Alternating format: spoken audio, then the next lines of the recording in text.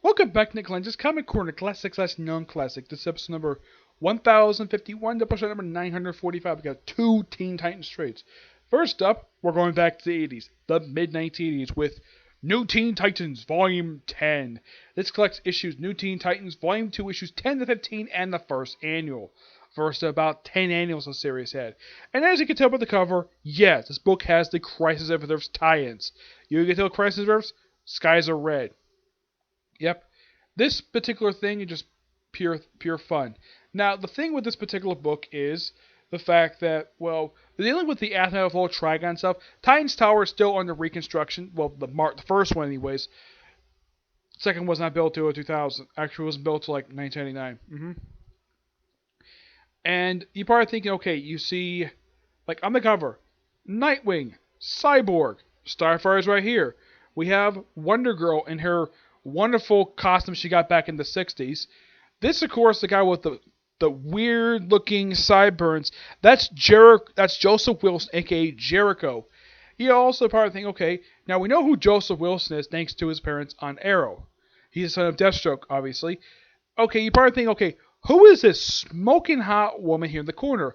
That is Cole. She has a power crystal. They go a bit of her backstory.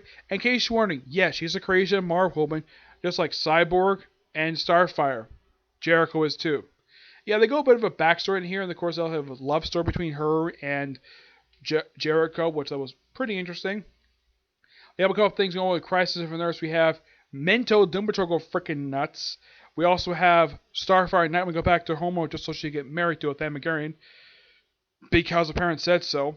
Despite the fact she loves Dick Grayson. Yeah, they were dating up until, like, what happened with their wedding. Yep. And also, they also get a chance to fight frickin' Brainiac. Now, this is Brainiac how he looked just prior to Crisis of Earth. It's actually in the annual. Yeah, this is Brainiac from, like, just before Crisis of Earth.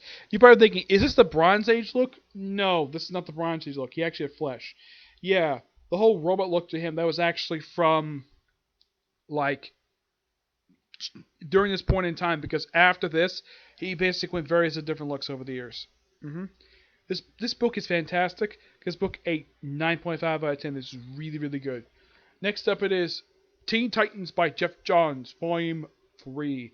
Collecting Teen Titans Volume 3, issues 20-26 and 29-31. Outsiders Volume 3, 24-25.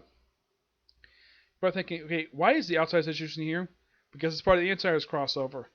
And now you probably also saying, okay, if 2026 in here and 2031, where's 2728? Yeah, I wanted that too. The thing is, those two issues were not even written by Geoff Johns at all. That was written by Gail Simone and artwork by Rob Liefeld. As for why those two issues are not included in here, I have no idea. I mean, there's a few various different things going on here.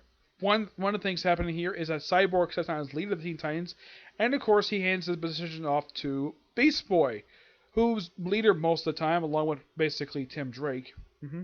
Now, is there any new members joining the group? Well, they have one, Mia Dearden. She joins the group. We also have a fight between Tim Drake and the resurrected Jason Todd, what appearances he made outside of the Batman book while his initial saga was going on.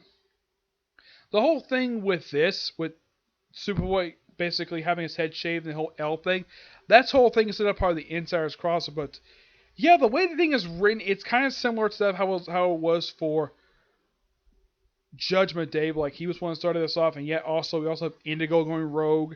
Apparently there's some kind of sentient program, because apparently he's the other half of his DNA comes from Lex Luthor. Yep. But he gets over it, and his hair goes back perfectly fine. Cassie, of course, is forgiving him because she's basically in love with him. Okay. Yep, but not much else to say about this particular thing. Now, who does the artwork in here? It's done by... Now, Joe Winnick does the outside of the issues. The artwork in here is done by Mike McCone, Marlo Kasuya, Tom Grimmett, Matthew Clark, Art Turbert, the awesome Tony S. Daniel, Carlos Nitya, Scott Shaw, Scott Roberts, Nelson, Richard Bach, and Todd Newnick. We also have Raven and Beast Boy become a couple in here. Because, why not? If you're a fan of Geoff Johns' run for Teen Titans, you definitely want to check this out, because it's actually pretty damn good. as for the whole basis of why that Superboy did this, yeah, it's never totally explained. Also, the main villains of the Insiders crossover is Lex Luthor and Brainiac. Now, a few of the issues in here, I actually own these issues physically. They're in another box. Yeah, it's the issues where basically, this of course takes place a week after the events of Identity Crisis, where it's revealed in that particular event that Dr. Light, during the era of the first satellite, somehow got onto the satellite, found Sue Dibney, and raped her. Yep, he raped her. And then, basically, because he found out several serial identities, he had his memory wiped. Yep, despite the fact, and this is, in case you wonder who wrote this story, Brad Militzer. Yep, he wrote that story. And this does loosely tie into what goes on here, like, I want my reputation back, so he kidnaps Green Arrow of all people, probably because Brad Militzer wrote the Green Arrow comic after he did Identity Crisis. So he only wants the Teen Titans basically to take him down, not the Justice League, the Teen Titans. So they got like every single Teen Titan who was still alive. And they all basically wasted him in this particular book. Yep. That's what happened with that.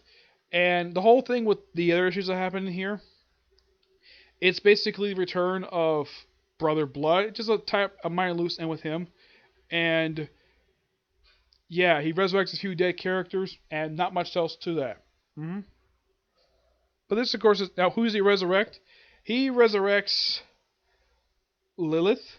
Yeah, she died in Judgment Day. The original Dove. The original Aqua Girl. And Hawk. Yeah, he's been dead since, like, Armageddon 2001. Mm-hmm. Yeah, they resurrect a few characters who this Brother Blood calls Titans West. And, of course, Raven brings back all the previous Brother Bloods, including the one that this Brother Blood killed. Yep. The whole thing of Brother Blood is that apparently whenever these guys have sons, they grow up and then they murder their father, become new Brother Blood. Now, the thing of Brother Blood is, I was never really a fan of this guy at all. I love the guy's look. Did not care for this guy's look. I think it was boring. Yes.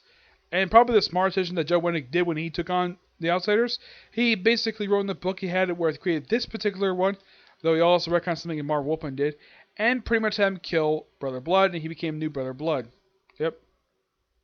I give this book roughly a 9 out of 10. Pretty good set of issues, but not much else to write home about when it comes to the Teen Titans. Okay? So yeah, that's it for this particular review. I have one more video I'm going to do today, and that'll be a review of the newest episode, Fairy Tail, okay? Produce the next view. Bye.